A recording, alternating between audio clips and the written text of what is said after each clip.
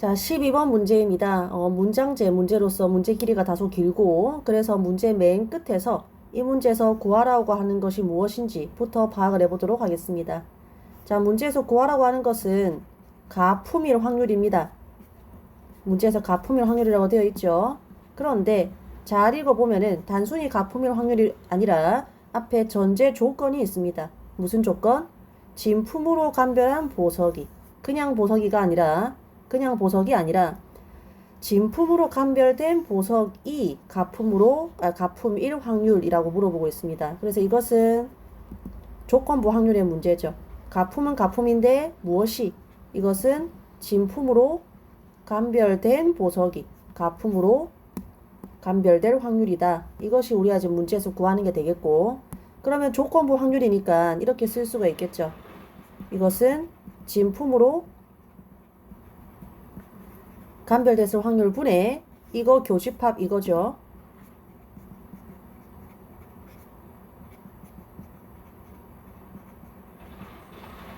자, 그래서 우리는 얘를 구하고 얘를 구해서 분자 분모에 각각 대입만 하면 됩니다. 자, 이렇게 정리하고 나서 이제 문제를 처음부터 찬찬히 보도록 하겠습니다. 어떤 보석 감정 회사에 감정 의뢰가 들어오는 보석의 몇 %는 진품이고 80%는 진품이고 라고 했습니다. 자, 이런 하나하나를 다 식으로 표현을 해놓아야 되죠. 어떤 보석이 무엇일 확률? 여기 나와 있듯이 진품일 확률이 얼마다? 80%다. 즉 0.8이죠. 자, 그 다음에 이제 20%는 가품이다. 뭐 따로 안 적어도 되겠지만 한번 적어 보겠습니다. 가품일 확률이야 당연히 요거의 여사건이니까 0.2. 여기도 0.2라고 되어 있죠. 자, 그 다음에 보석 감별사가 무엇을? 진품을 가품으로 잘못 감별할 확률이 0.02라고 되어 있습니다. 자, 이것도 여러분 보면은 조건부 확률이다라는 생각이 드셔야 됩니다. 무엇을? 원래 진품인데 그것을 어떻게?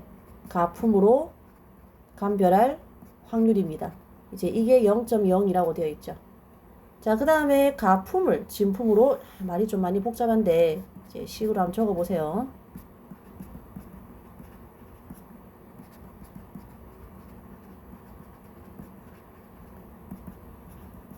얘가 0.03이란 뜻입니다. 자, 그런 상태에서 이 감별사가 진품으로 감별한 보석이 실제로는 가품일 확률을 구하시오라고 했으니까 이 네 가지를 어떻게 잘 이용을 해서 얘를 구하면 되는 상황입니다. 사실은 얘만 구하면 되죠. 왜? 이걸 구하는 과정 속에서 얘가 나올 거니까. 사실은 이 네 가지를 이용해서 얘를 구하는 과정입니다. 자, 특히 이제 요 말과 비슷한 말들을 한번 찾아보세요. 이 말과 비슷한 말들을 여기에서 한번 찾아보세요. 여기 있죠. 그래서 우리는 그냥 이 두 가지를 이용을 해서 얘를 구하면은 분모를 구할 수 있다, 이런 생각을 할 수가 있는 겁니다. 지금 이 세 개를 연결을 잘 지어야 됩니다. 하고 이 모든 문제는 이까지 풀었다 하더라도 여기 연결 짓기 과정에서 좀 많이 힘들죠. 근데 이거는 처음 문제 풀 때는 100% 틀립니다. 하지만 우리가 지금 이와 비슷한 문제를 교과서에서 예제에서 하나 풀었고,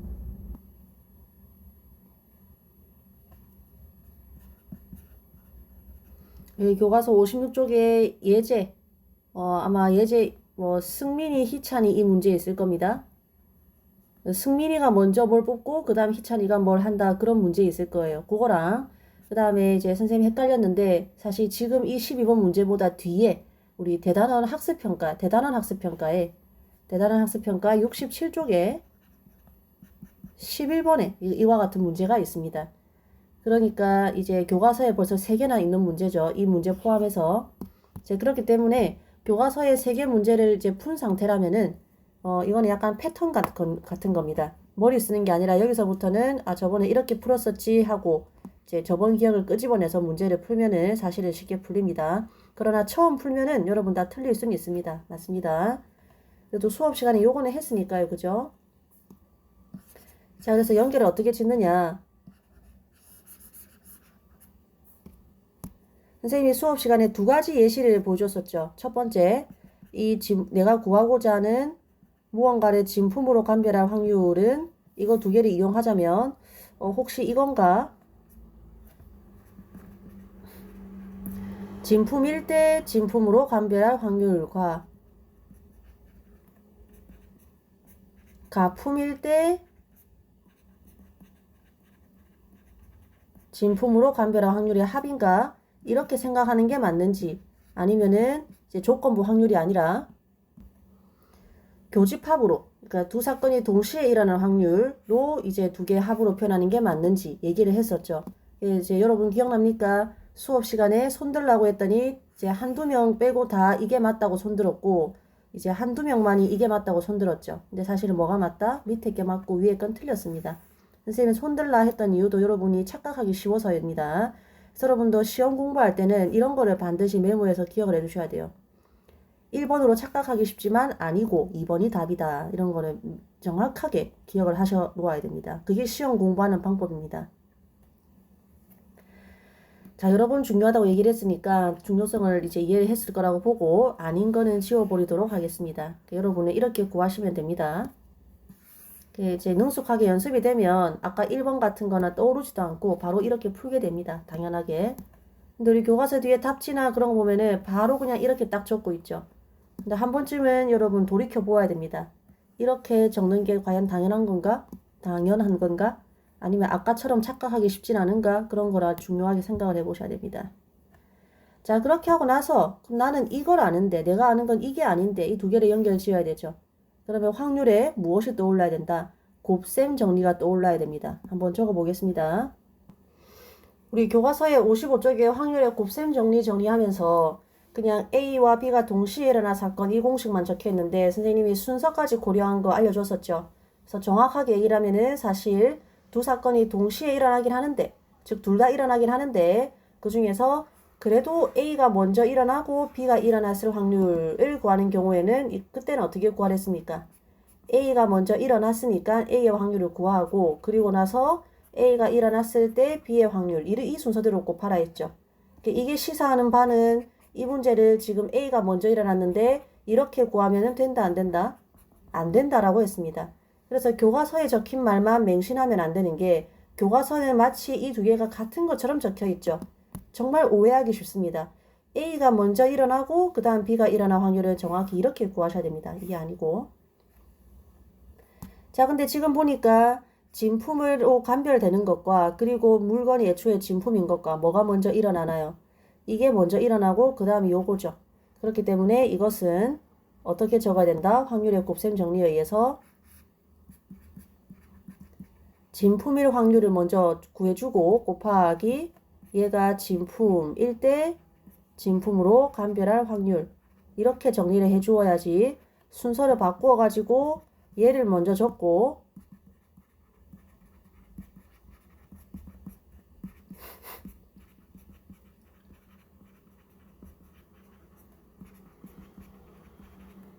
이렇게 적으면 안 된다라는 뜻입니다. 자, 이것도 마찬가지로 적을 수 있겠죠?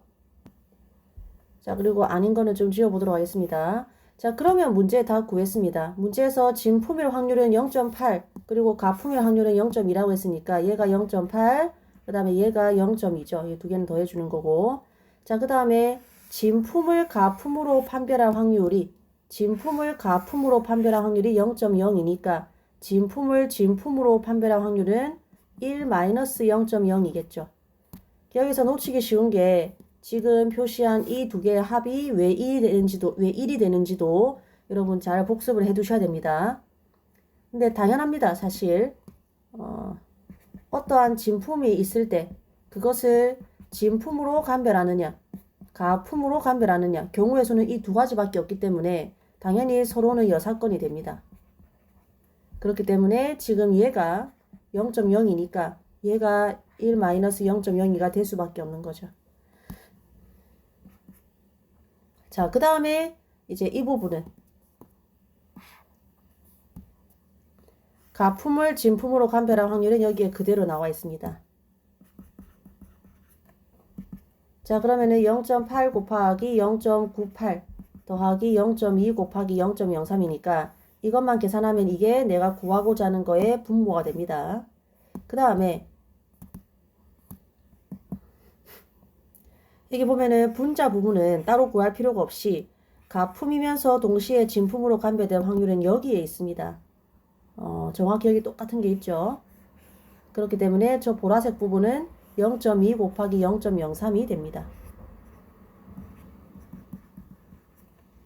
자, 따라서 내가 구한 것을 니은이라고 하고 이 식을 기억이라고 하면은 이제 남은 것은 니은을 기억에 대입하는 것만이 남았죠. 하고 나면은 내가 구하는 것은 자, 분모부터 한번 가보겠습니다. 분모는 이거 전체죠. 0.8 곱하기 0.98 더하기 0.2 곱하기 0.03 분의 분자는 보라색 아까 우리가 구해놓은 요거죠. 0.2 곱하기 0.03입니다. 자, 그러면 이것만 계산하면 답이 나옵니다. 그 계산은 여러분이 스스로 하셔도 되고 한데 선생님은 이까지 다 멀쩡하게 풀어놓고 여기서 틀리는 학생들도 정말 많이 봤습니다. 그래서 계산을 조금 더 계산 실수를 하지 않게 하려면은 이거 따로 계산하고 이거 따로 계산할 필요 없죠. 어떻게? 소수점이 너무 많으면은 분모 분자에 10의 거듭제곱을 곱하면 훨씬 더 계산이 쉽죠. 그래서 지금 소수점들이 다 뒤로 한 칸 그리고 뒤로 두 칸 가야 되니까 총 1000을 곱해야 되죠. 그렇기 때문에 분모에도 1000, 분자에도 1000을 곱해주면 분자가 이제 뒤로 한 칸, 뒤로 두 칸 가니까 2 곱하기 3. 여기 밑에 분모 역시 마찬가지로 8 곱하기 98 더하기 2 곱하기 3이 되어서 계산하면은 300 이거 여러분 계산해 보시면 됩니다. 395분의 3이 됩니다.